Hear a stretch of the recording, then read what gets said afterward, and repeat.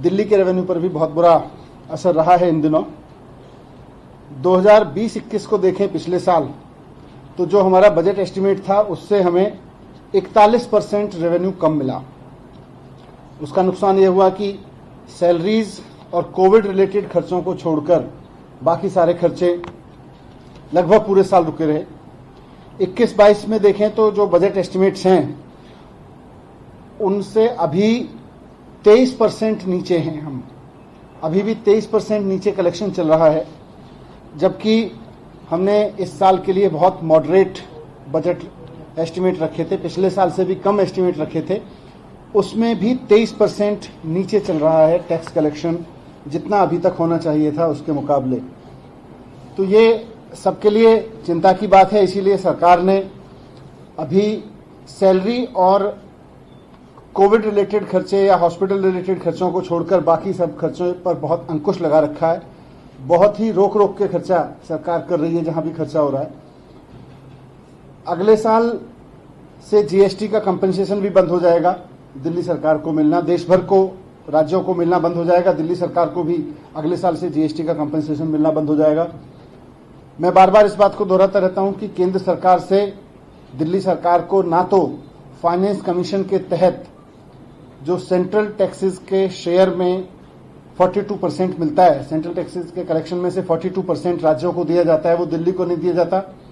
केंद्र सरकार से पिछले 20 साल से एकमुश्त 325 करोड़ रुपए की ग्रांट मिलती है दिल्ली सरकार को, जबकि 1,40,000 करोड़ का करीब टैक्स दिल्ली के लोग सेंट्रल टैक्सेस में देते हैं।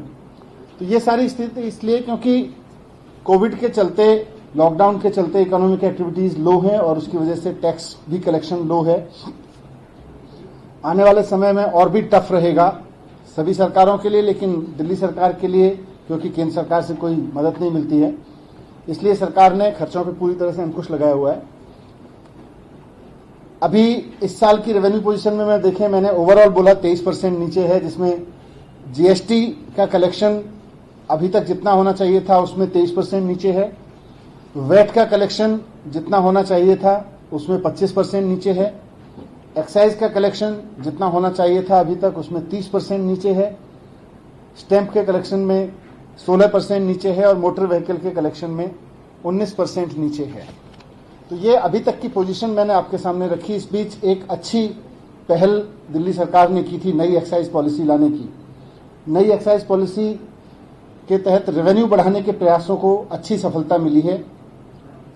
आपको याद होगा 15 अप्रैल को इसी साल मुख्यमंत्री अरविंद केजरीवाल जी ने दिल्ली की नई एक्साइज पॉलिसी को मंजूरी दी थी।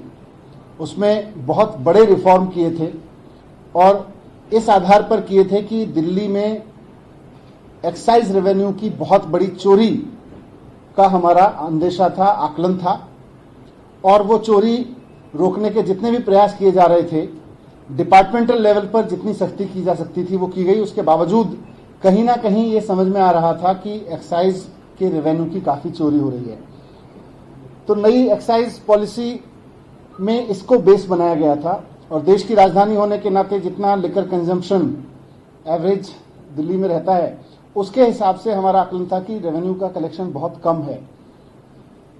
तो अब नई एक्साइज पॉलिसी के तहत सबसे बड़ा जो चेंज था वो ये था कि जो एक्साइज की फीस ली जाती, एक्साइज का जो ड्यूटी होती थी जिसमें चोरी होती थी और वैट की जो चोरी होती थी, उसको हमने लाइसेंस फीस में कन्वर्ट कर दिया था।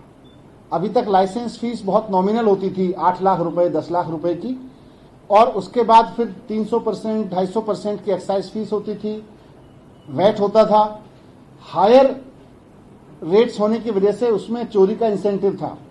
तो एक्साइज फीस चोरी करने के खूब सारे इंसेंटिव थे लोगों के और वो दबा के चोरी करते थे हमारे तमाम प्रयासों के बावजूद। इसको हमने सबको स्टडी किया और हमने पिछले वर्षों में जितना रेवेन्यू सरकार को मिल रहा था उसको लगभग हमने सारा एक्साइज ड्यूटी की जगह हमने उसको लाइसेंस फीस में कन्वर्ट कर दिया। तो लाइसेंस फीस जो पहले 8 लाख रुपए होती थी वो लगभग ऐसे मैं एवरेज कहूं तो हर एक दुकान की 6.5 करोड़ रुपए, 7 करोड़ रुपए के करीब आ गई थी। तो हमने उसमें सब कन्वर्ट कर दिया और उस पर भी 10% एक्स्ट्रा बढ़ाया और उसके बाद हमने उसको बिडिंग की थी।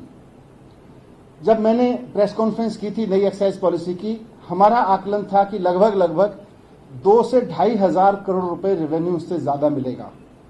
लेकिन मुझे बताते हुए बहुत खुशी हो रही है कि इस पूरे प्रयास से, नई एक्साइज पॉलिसी के रिवोल्यूशनरी रिफॉर्म से सरकार को अगले साल से, माने अगले 12 महीने में, जो अभी तक बीत गया साल, 12 महीने के लिए पॉलिसी उस तरह के साइकिल में देखेंगे तो एक साल के 12 महीने के पीरियड में लगभग 3,500 करोड़ रुपए एक्स्ट्रा रेवेन्यू मिलेगा, जो कि अपने आप में बहुत रिवोल्यूशनरी है।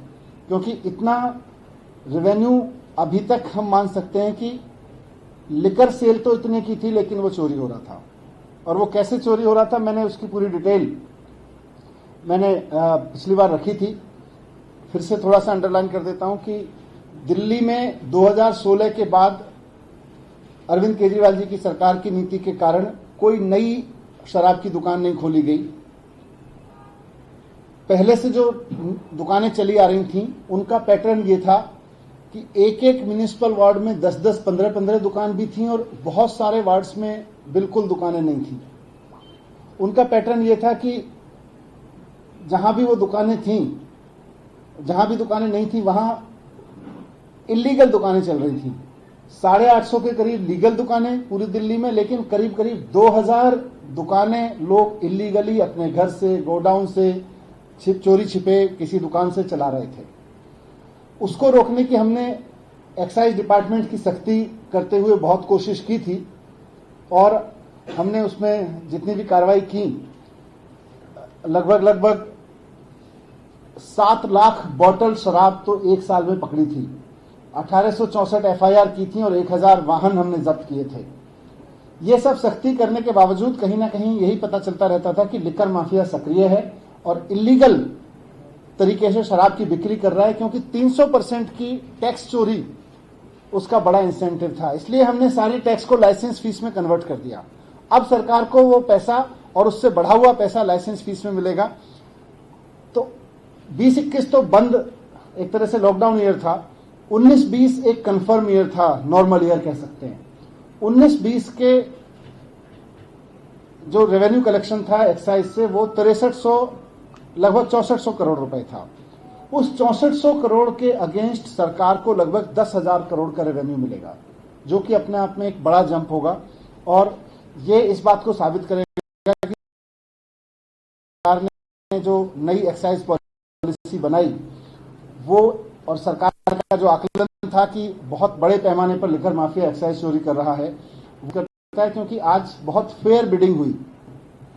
हमने 32 जोन में बांटा पूरी दिल्ली को और लगभग 200 बिड्स आई और उनमें बहुत ट्रांसपेरेंट तरीके से जो भी हाईएस्ट जोन की उसको उसकी, और सभी बिड्स मिला के सरकार को जो रेवेन्यू मिलेगा लगभग 10,000 करोड़ का मिलेगा, जो कि एक अच्छी हमारे लिए राहत की खबर है। दूसरा ये कि इसके बाद दिल्ली में लिकर सेलिंग और लिकर कंजम्पशन का एक्सपीरियंस बहुत बदलेगा। अभी तक लिकर सेलिंग का जो एक्सपीरियंस है वो ये है कि लोग शराब की बोतल खरीदने जाते हैं दुकान पे, तो वहाँ एक छोटी सी दुकान किसी दड़बे से में नुमा बनी होती है 150 फीट के अहाते में, और खिड़की की, उसकी सड़क की तरफ खिड़की खुलती है जहां लोग जेल की तरह से लाइन लगा के खड़े होते हैं। नई एक्साइज पॉलिसी में ये प्रोविजन है कि किसी भी दुकान की खिड़की सड़क की तरफ नहीं खुलेगी। With in the campus of the shop counter लगाना पड़ेगा। किसी भी दुकान का साइज मिनिमम 500 फीट होगा और आसपास सीसीटीवी लगा के दुकानदार को ये इंश्योर करना पड़ेगा कि वहां ओपन लिकर कंजम्पशन ना हो रहा हो। तो ये सारी सख्तियां होके दिल्ली में भी इससे लिकर कंजम्पशन को लेके और लिकर सेल को लेके एक अलग एक्सपीरियंस आएगा। नीट एंड क्लीन बिजनेस बनेगा इसका। और 17 नवंबर से नई दुकानें खुलनी शुरू हो जाएंगी। तो आपके सामने यही रखा। जीएसटी से संबंधित एक और सवाल है, इसमें कहा जा रहा है कि जो अगली बैठक होने वाली है 17 तारीख को, उसमें पेट्रोल डीजल को भी, पेट्रोलियम पदार्थों को भी जीएसटी के अंदर लाने पर विचार किया जा रहा है, ऐसी खबरें आ रही है। अभी तो मेरे ख्याल से एजेंडे में नहीं है। सर ये 8वीं तक के जो स्कूल अभी तक बंद रखने का फैसला किया आप लोगों ने, थोड़ा इसके बारे में क्यों फैसला लिया गया? अभी डीडी आपको बता दें, दिल्ली के डिप्टी सीएम मनीष सिसोदिया ने आज एक प्रेस कॉन्फ्रेंस की और उस प्रेस कॉन्फ्रेंस में दिल्ली के रेवेन्यू कलेक्शन के बारे में बताया और उन्होंने बताया कि इस बार दिल्ली का रेवेन्यू कलेक्शन 23% नीचे आ गया है, यानी 23% कम है।